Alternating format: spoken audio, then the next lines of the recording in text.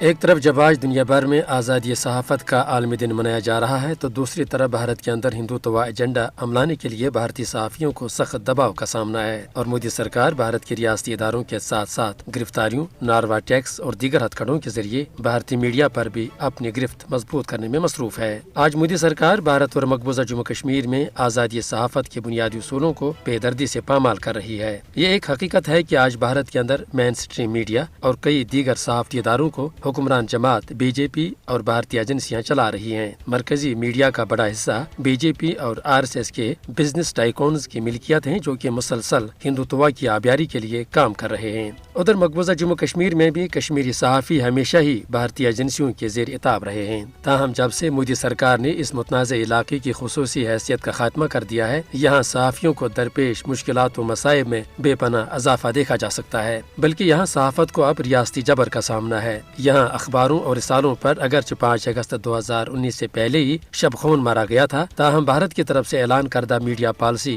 2020 کے تحت یہاں کشمیری صحافیوں اور رپورٹروں پر ایسی دہشت بٹھا دی گئی ہے کہ وہ اپنی صحافتی ذمہ داری نبھانے میں مسلسل خوف محسوس کر رہے ہیں۔ آرٹیکل 370 کے خاتمے کے بعد سے یہاں کئی صحافیوں کو گرفتار کیا گیا اور ایک بڑی تعداد کو بدنامی زمانہ انٹروگیشن مراکز میں طلب کر کے انہیں ذہنی اذیت سے دوچار کیا گیا۔ یہ ایک حقیقت ہے کہ بھارت اور مقبوضہ کشمیر میں اس وقت مین سٹریم میڈیا بی جے پی سرکار اور بھارتی ایجنسیوں کے ہاتھوں یرغمال بن چکا ہے۔ حق گوئی کی پاداش میں یہاں صحافیوں کو جعلی مقدمات میں الجھایا جا رہا ہے، بلکہ آج صحافت کے عالمی دن کے موقع پر بھارتی حکمرانوں کی نسل پرست سوچ کے تحت بھارت صحافیوں کے لیے ایک خطرناک ملک بن چکا ہے۔ آزادی صحافت کو ہندوتوا ایجنڈے کے تحت بری طرح پامال کرنے پر بھارتی حکمرانوں کو جواب دہ بنایا جانا چاہیے اور یہاں آزاد میڈیا کو فروغ دینے کے لیے بین الاقوامی برادری کو اپنا کردار ادا کرنا چاہیے۔